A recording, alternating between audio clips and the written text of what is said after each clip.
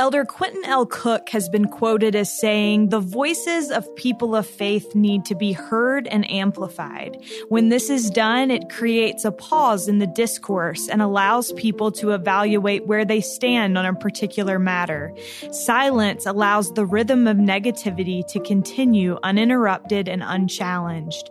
This erodes the confidence of people of faith." Today, we talk with someone who is determined to speak up and who I can say from personal experience inspires and empowers others to do the same. Hal R. Boyd is a fellow of the Wheatley Institute at Brigham Young University. He is one of the founders of Public Square magazine. He was formerly the opinion page editor for Deseret News and also previously worked for Church Public Affairs. He has a Juris Doctorate degree from Yale Law. This is All In, an LDS Living podcast where we ask the question, what does it really mean to be all in the gospel of Jesus Christ? I'm Morgan Jones, and I'm thrilled to have my friend Hal Boyd here with me today. Hal, welcome. Thank you for having me, Morgan. Glad to be here. Well, I have to tell listeners before we get started that we have Hal partially to thank for this podcast, because when I was at Deseret News, one day, Hal, who was the opinion editor at the time, came to me and was like, "Morgan, I've got an idea for a podcast." And then he said it, "And I think you need to host it." And I was like, what? Like, I don't know anything about podcasting. So first of all, thank you for believing that I was capable of doing something that I did not think I was capable of. Well, thank you. It's generous to say that I had anything to do with it. But if you're sincere, I would willingly accept royalty checks and any I'm still waiting on a royalty check, Hal. But I also want to say, I think that the thing that I've always appreciated that you brought up that day when we talked about a potential podcast is you said, I think something along the lines of, I'm probably putting words in your mouth, but you said something along the lines of, I believe that the decision to stay and to remain faithful is just as deliberate as the decision to leave. And that it's actually a very thoughtful thing, that this decision to stay faithful, to remain active, is very deliberate for many people. And that is something that's always stuck with me. And it kind of served as the catalyst as we at LDS Living were brainstorming what we could do for this podcast. So thank you for that. Yeah, no problem. I think, in our current environment, in the current social context in which we live, faith is increasingly a choice. And that's a powerful thing because it allows individuals to come to a full realization of why they believe and what inspires their faith and what prompts them to be disciples and to carry on in a world that sometimes can be challenging for believers. And so I think that's actually a great opportunity of this era, is to be able to assertively choose faith and understand one's beliefs. And so it's in some ways, many see it as a difficult environment for believers, but in that sense, it allows individuals to crystallize their faith because it is tried and tested in a way that makes it more profound and more powerful. Yeah. I think that I was just thinking about this morning, that I don't know. I remember being younger and hearing people talk about the pioneers and thinking, man, I would never want to trade places with them. And still, I don't think I was cut out to push a handcart. But I was thinking this morning about how it's hard for me to imagine a time when it's harder to remain faithful. It just feels like we're being attacked from all sides. But as a result of that, I hope that my faith is stronger. Hal, let's start here. You're a graduate of Yale Law School, and it's interesting because you're an advocate for higher education. We've had conversations about this in the past, but you've also expressed the bias against religion within the academic sphere.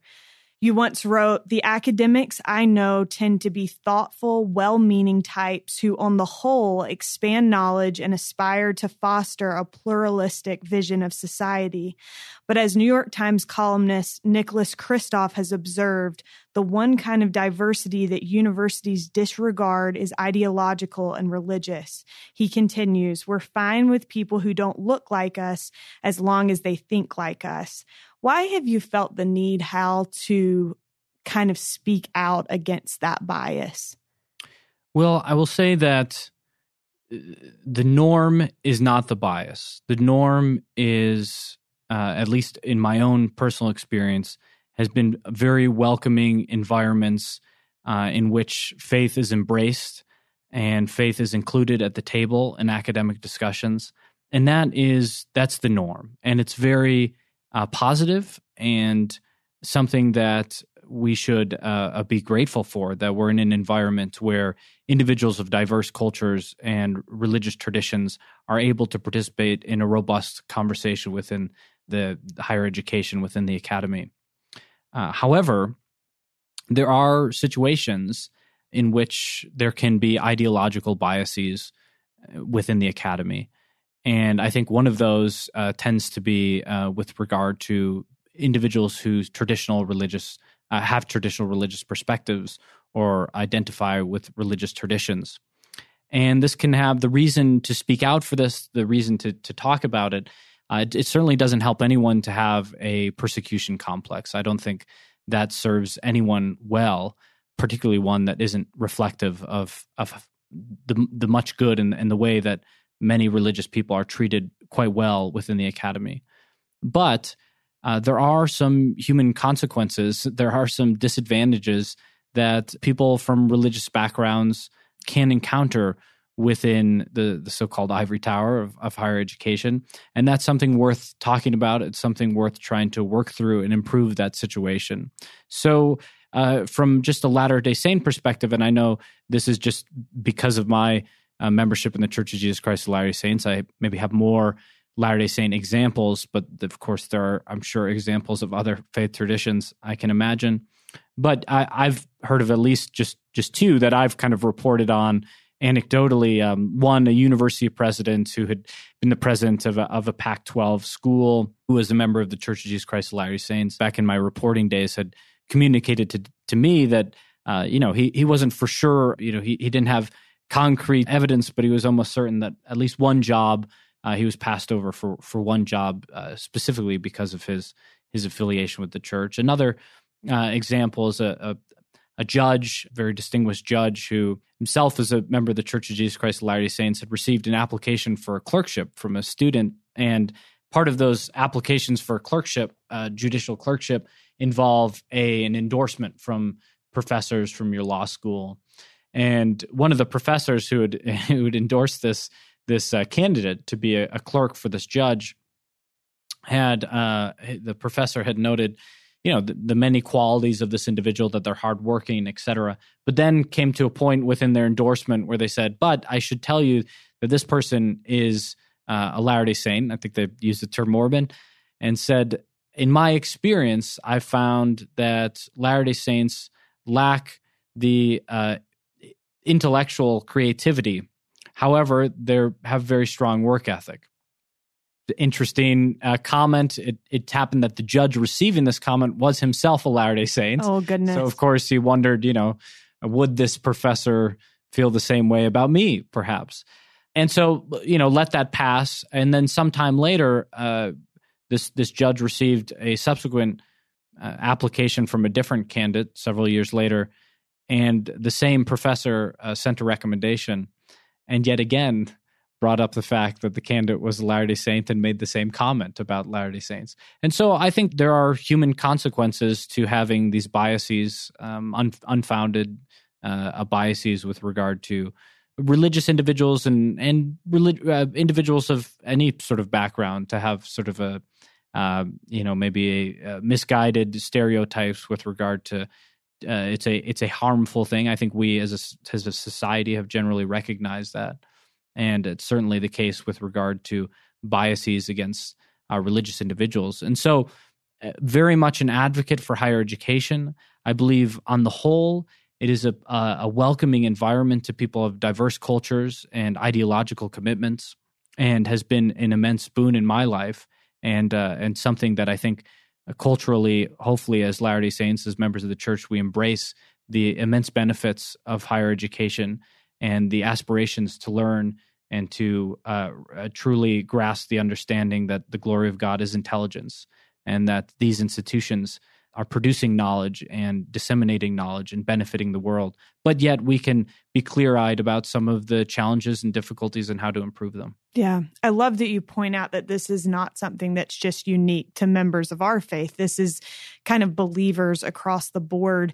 Hal, you have a fascinating background to me. You were working for the church. You went to Yale Law School, came back and worked as the opinion editor at Deseret News, and then for the church again. You told me once in essentially the same position you had been in before. What led you to kind of take that route?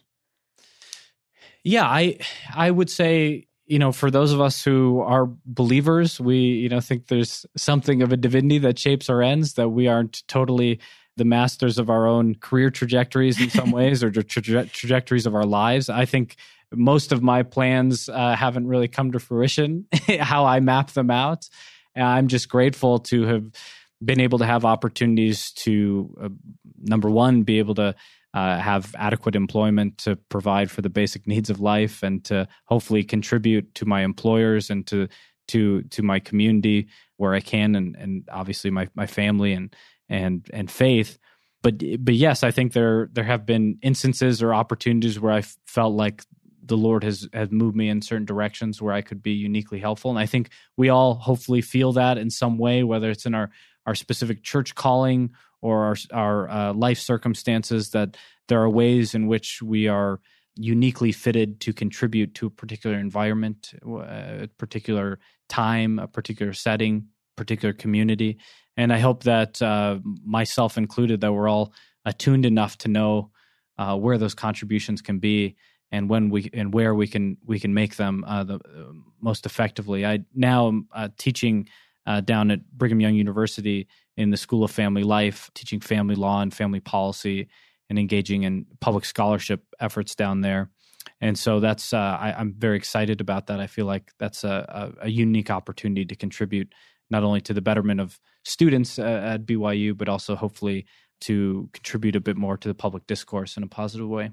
I love that you're back in the academic space, because I think that you have so much to offer students and the rising generation. I am curious how, having gone to law school and having been in that kind of academic space that we talked about before, how do you feel like that changed you, shaped you, and allowed you to come back and be even more of an advocate for our faith? Yeah, well, certainly law school is a place where you learn advocacy, and there are different kinds of advocacy. In the legal environment, I think most of us traditionally have a picture of sort of an attorney who is in a courtroom making an argument for someone who's on trial, or either as the defense or the prosecution. But advocacy can transcend the courtroom and can enter in many different realms. I think it's important, every person should be an advocate in some sense, in for themselves, for their communities, for the things that they deeply care about.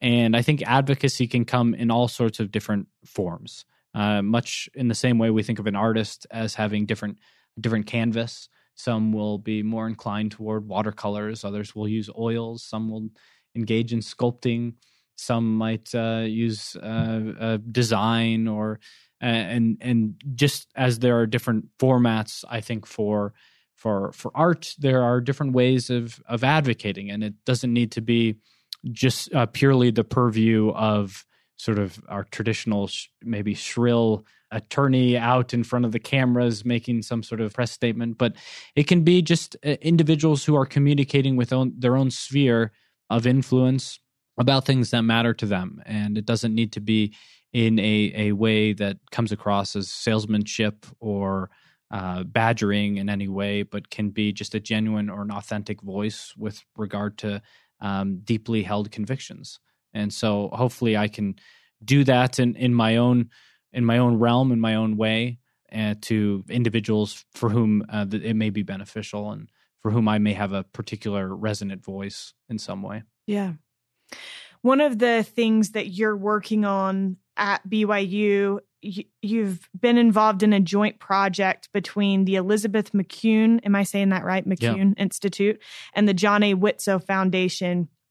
You helped create a website called Public Square Magazine.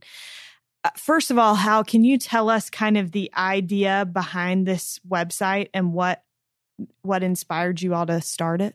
Sure. So first of all, Elizabeth McCune is, some may not know that name. Elizabeth McCune was a figure in the late 19th century, early 20th century, who lived in Salt Lake City. Her husband was a noted industrialist here in Utah, and she was a very active member of the Church of Jesus Christ of Latter-day Saints. Her husband, maybe not quite as much, but she lived in the noted McCune Mansion, which overlooks Temple Square. If anyone been on Temple Square, they'll see the McCune Mansion sort of looming over on Main Street. And she had the opportunity, I believe, if I recall the story correctly, when her son was serving in a mission in Europe, she went over and took a trip to Europe. And during that time, there was a particular book that was out that didn't paint Latter-day Saints in perhaps the most a flattering light. And there's an individual who had been a former member of the church who had written this book and had kind of been hawking it and selling it around town. And one of the main sort of points of the book was that people who are listening to the Latter-day Saints in Europe should have discount their message because of the way that the church in Utah treats women, and this is post plural marriage in the state of Utah, but nonetheless, this was the argument that this former member of the church was making. And so the Elizabeth McCune, who was visiting from Utah, who is a native of Utah and a prominent woman of some noted reputation for philanthropy and I believe participation in sort of literary circles, she was on tour and was asked to give kind of a lived experience testimonial with regard to her life experience as being a Latter-day Saint woman in Utah, and what that was like, and what are the real facts of how women are treated within the community. And so she was able to get up in an environment in which there's a sizable crowd of both members of the church and non-members of the church, in which she gave sort of an authentic testimonial of being a Latter-day Saint woman in Utah. And she was so effective and so compelling as a speaker, and both as an authentic voice of someone who actually had the facts, who was living the reality of being a woman in Utah.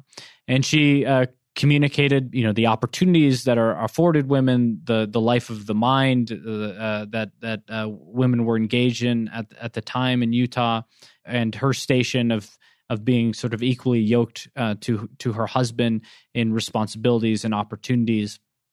And it was such a compelling testimony that I believe, if I'm getting all the facts right of the story, that the presiding authority who was present made a request to Salt Lake City to send sisters out to the area because they were so effective at communicating the gospel. And this, as I'm told, sort of began the nascent stages of sister missionary work in the church. And so a group of individuals kind of got together and have been engaged in starting the McCune Institute, and then along with the John A. Whitsoe Foundation, which is based out of University of Southern California, of starting this publication, Public Square Magazine, is a bit of homage to Elizabeth McCune, in a way of saying this is a space in which individuals from different walks of life who are believers, who are people of goodwill, people of conscience, can participate in the public square, hence the name Public Square Magazine, and do so authentically, or at least authentic to their faith traditions, their lived experience, to their deepest core convictions.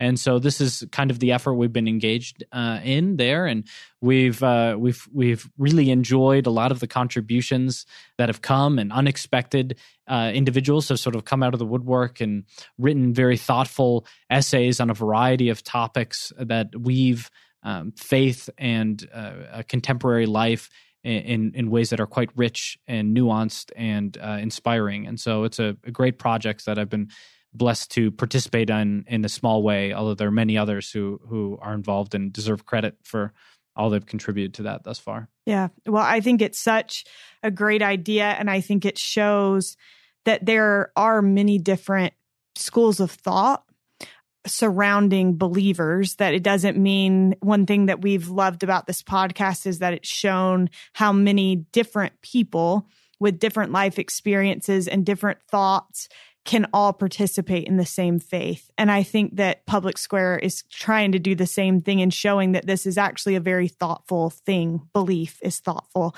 One thing I loved in an op-ed that you wrote for Deseret News, you quoted Elder Holland, and Elder Holland was talking about Neal A. Maxwell, who was being recognized for his scholarship. And obviously, this is after Elder Maxwell had passed away. But he says, the wonderful thing with Neal, and the thing I want for us, is that it didn't have to come down to a choice between intellect and spirit. In a consecrated soul, they would be aligned beautifully, a perfect fit, a precise overlay.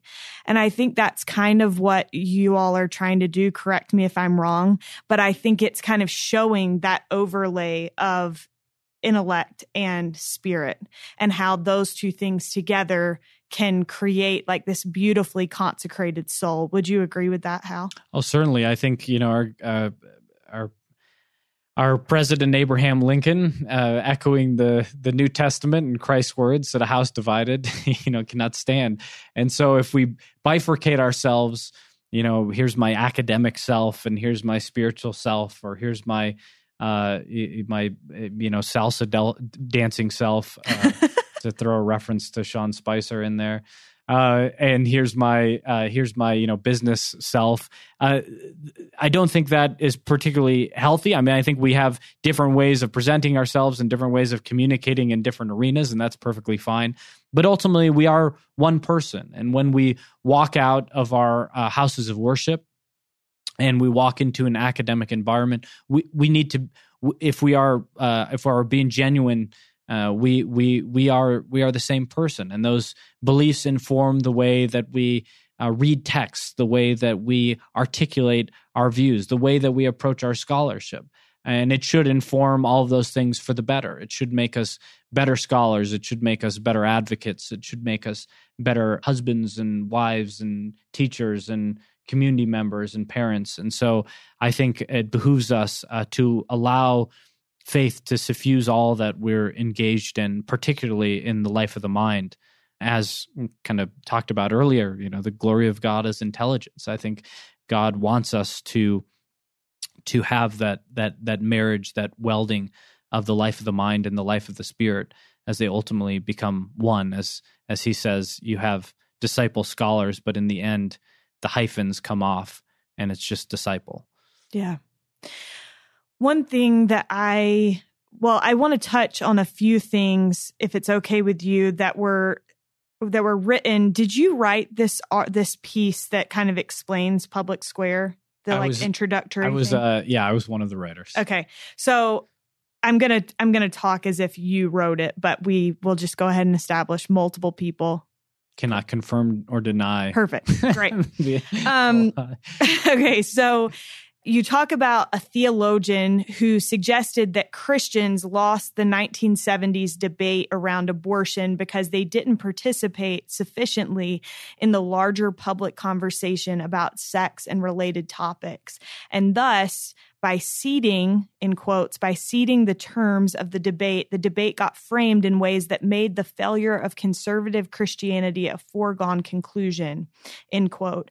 Into that kind of vacuum, it's been far too easy for terms of public conversation to be established in a manner that occasionally paints faith as incomprehensible or even threatening, rather than as an essential aspect of life for most of humanity, deserving of studied consideration. Hal, why do you think it's important for us to engage in conversations surrounding these kind of hot topics? And what are the most important topics facing believers today? So I think it's important to engage in these topics because the public square has traditionally been an arena where individuals come to exchange ideas and communicate and exchange goods and all sorts of other things. But it has been the creator of norms. And so the philosopher Aristotle, talked about different kinds of knowledge and different forms of wisdom. And one of them he talks about is called practical wisdom or phronesis. And he says that individuals come to the city center, they come to the public square, they come to Athens in his world, and they engage with one another.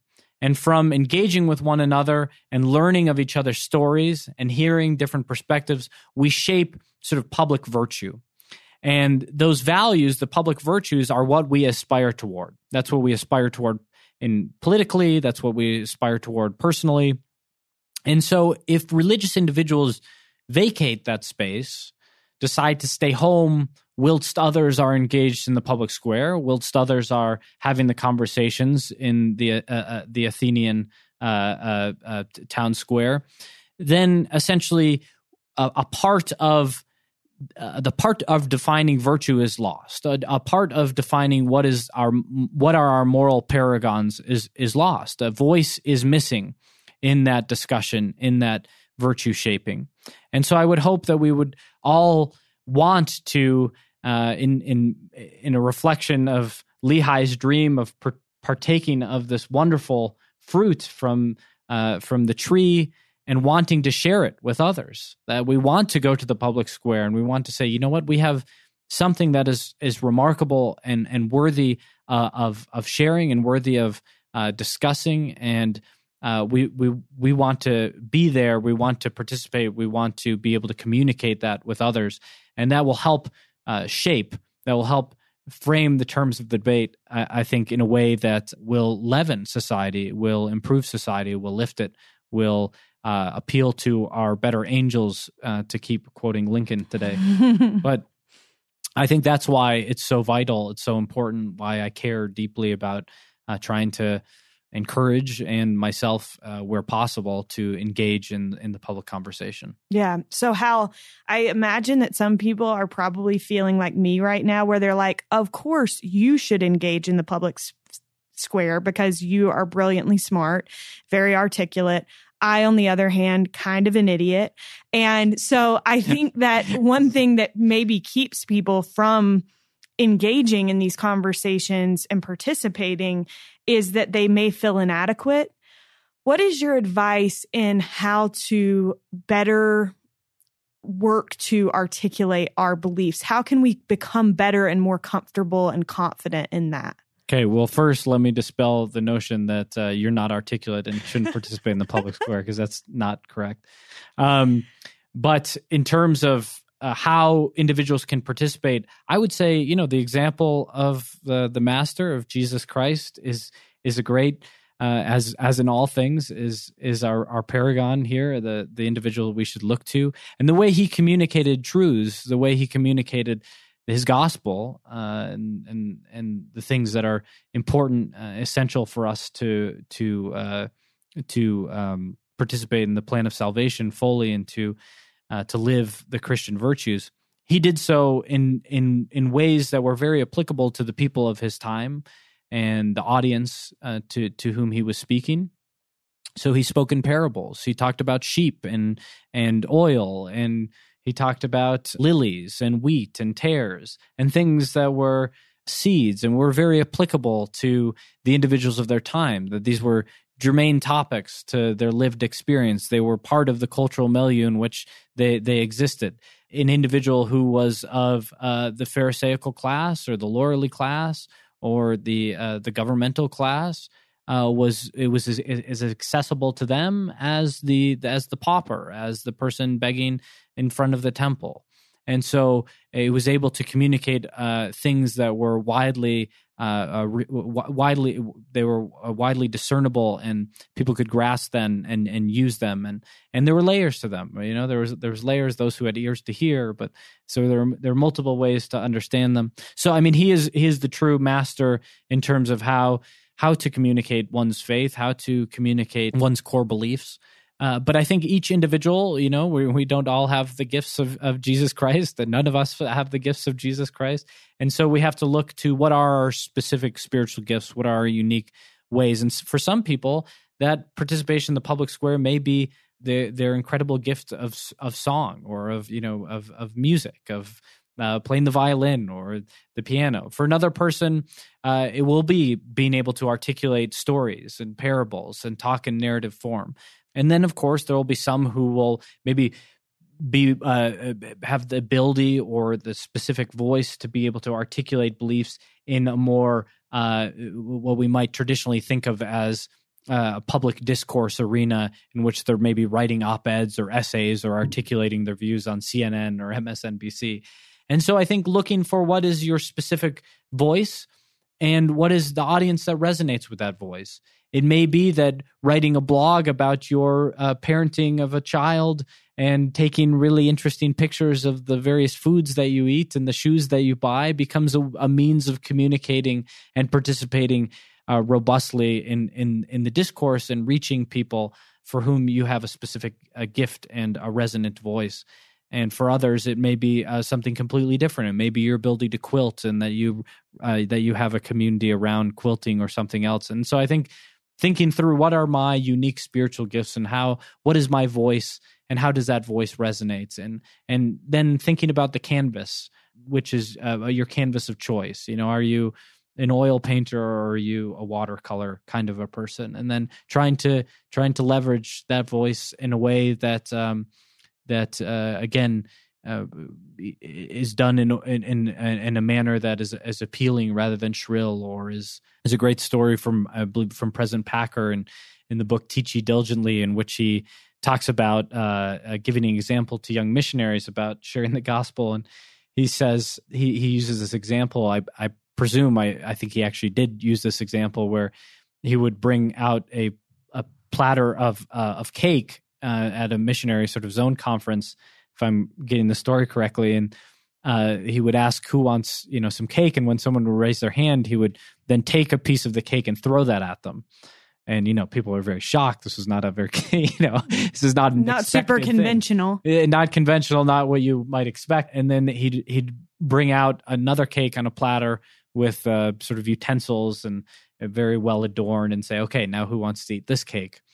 And so he then would make sort of the obvious point that, well, boy, the cake is the same. It has the same ingredients, but it sure is more pleasant to receive a cake on a platter than receive it thrown at one's face. And so I think, the message can be in many ways similar, one of hope and one of charity and Christian goodwill at a time of division, a message of resilience through the gospel of Jesus Christ when we face see so many falter who need help, and ability to reach out and to try to lift at a time when there are many whose arms are hanging down.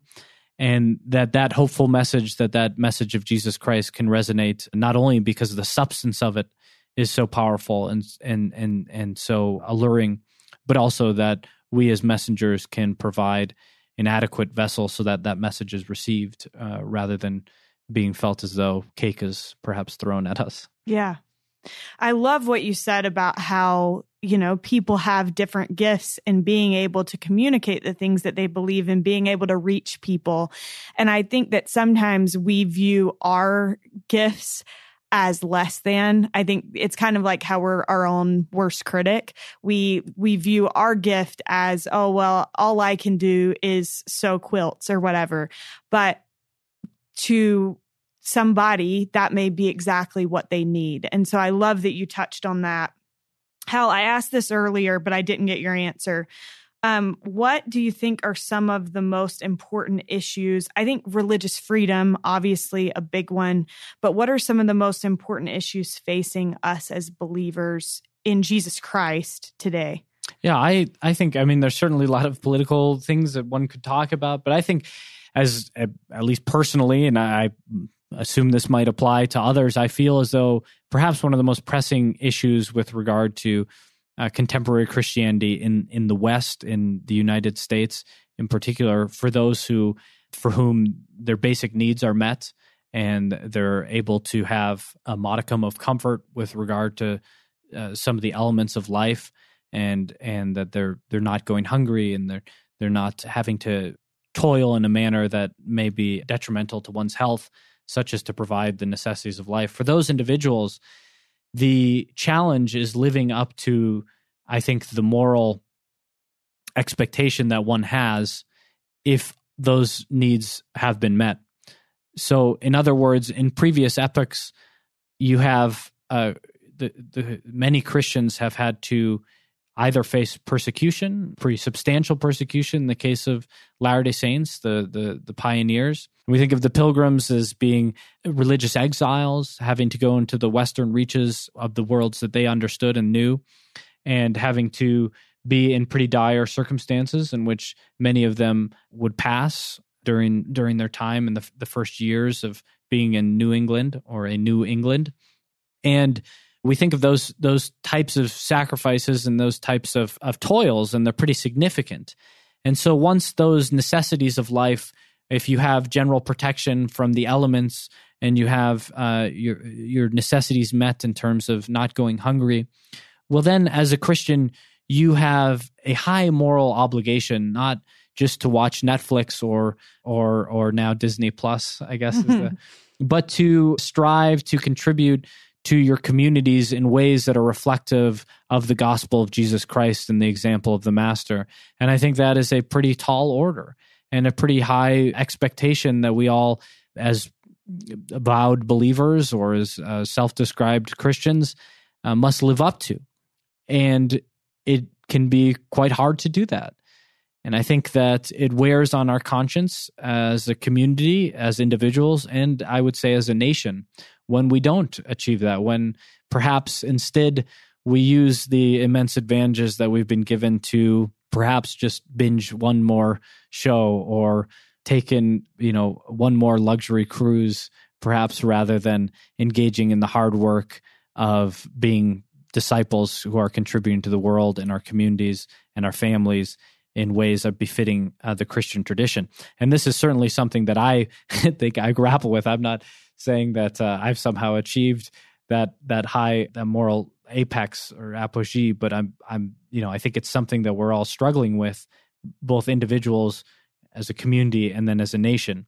Now, with that said, there are many, many Christians for whom there are other much more pressing circumstances than that they have to deal with the lived realities of trying to provide for their own families, survive day to day, live in circumstances where there are high levels of persecution or high levels of incivility, and there are many lived realities that aren't as comfortable.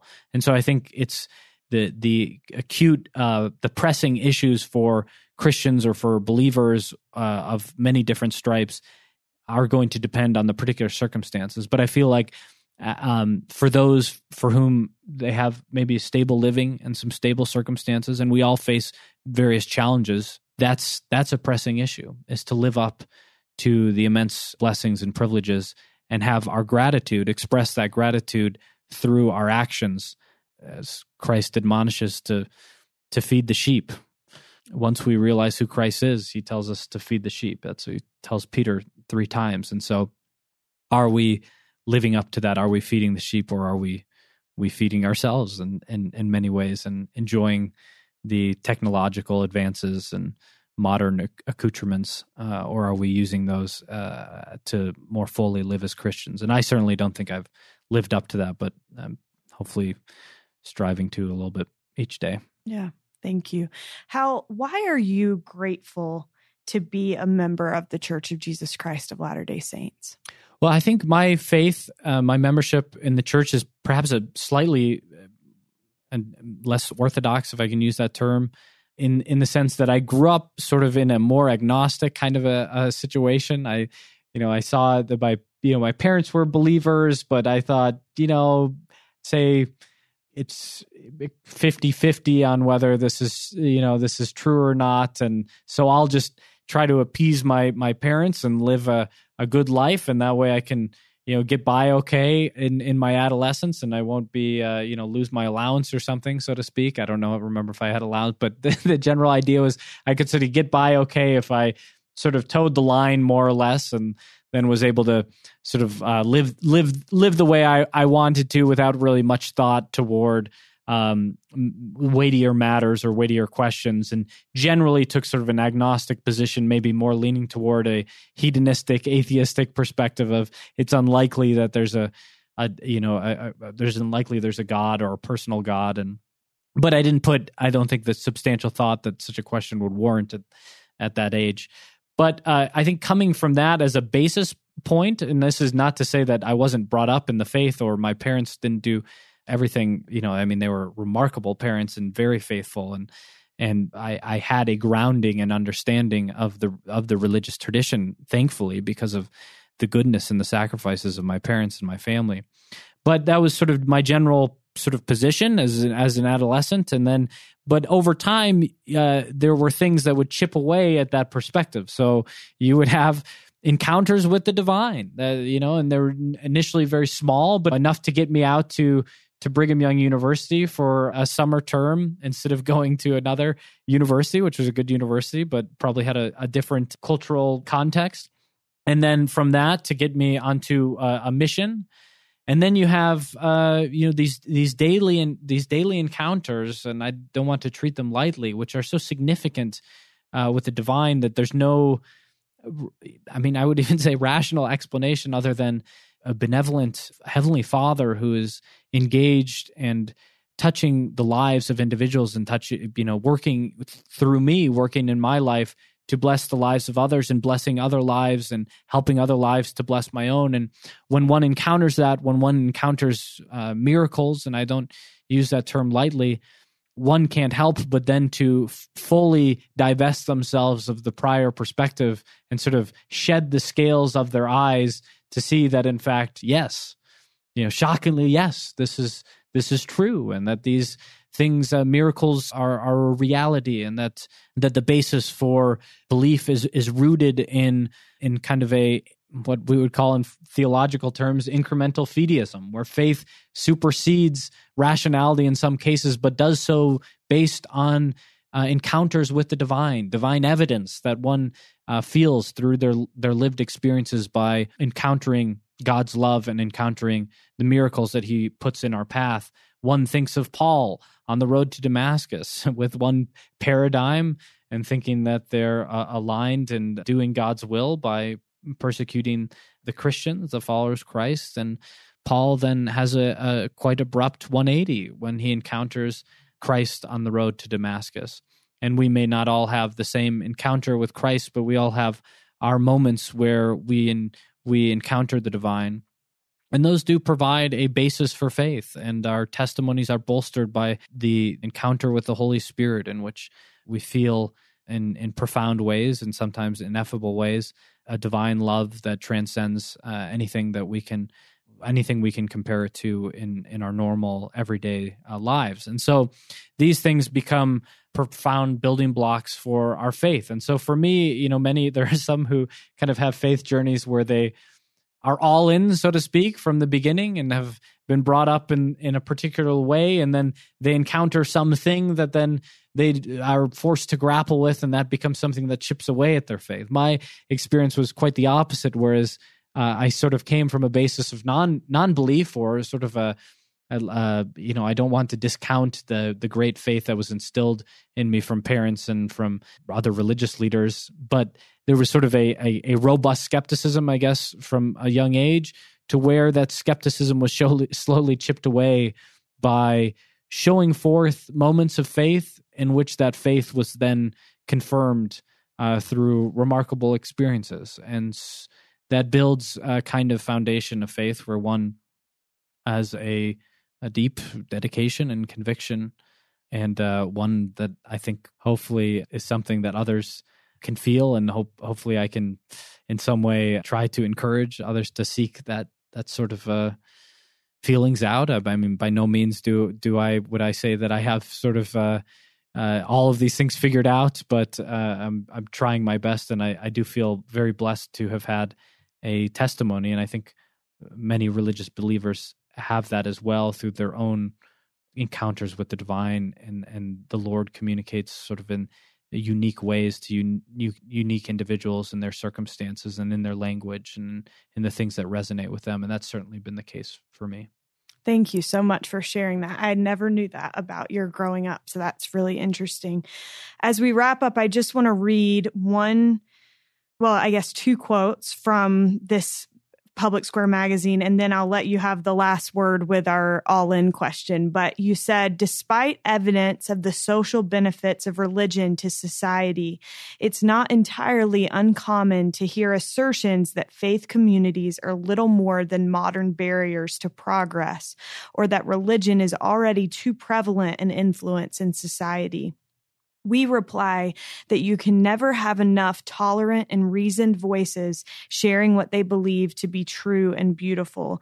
You can never have enough souls striving toward the divine. And then later you say, the body of believers must now, more than ever, put pen to paper, click conviction into every keystroke, stand athwart history, and belt, come ye saints, until, in fact, all is well. Hal, what does it mean to you to be all in the gospel of Jesus Christ? Well, I think being all in to me means stumbling, making mistakes, maybe having faltering, but learning from those experiences and using those experiences to propel us to become more like our Savior, Jesus Christ, and to have a greater appreciation for the ways, the benefits of the gospel of Jesus Christ in our lives. One thinks of Peter, who had his moments of failure, of faltering, but those moments were used to crystallize a more firm foundation, were used to propel a more compelling Christian voice, even the rock upon which the kingdom would be built and led. One thinks of Paul, who was, again, leading the charge to persecute the followers of Christ, and yet his experience with the divine was able to alter his life circumstances such that he would dedicate the rest of his days to preaching the gospel he once persecuted. And so I think being all in means that we're willing to recognize our fallibility and also recognize our faith and the realization that we can be made strong, that our flaws can be purified and can be refined through the gospel of Jesus Christ. And so I hope when we feel like we're all out rather than we're all in, that we can still come to a greater communion with the divine and allow that to be the fire, the fuel for our faith. And so I guess that's how I would define being all in. Thank you, Hal. Thank you. A huge thank you to Hal Boyd for joining me on today's episode. You can read more from Hal, and you should, on the Public Square Magazine website, publicsquaremag.org. As always, thank you to Derek Campbell from Mix at 6 Studios for his work on this episode, and thank you for listening. We love and appreciate you more than you know, and hope you have a great week.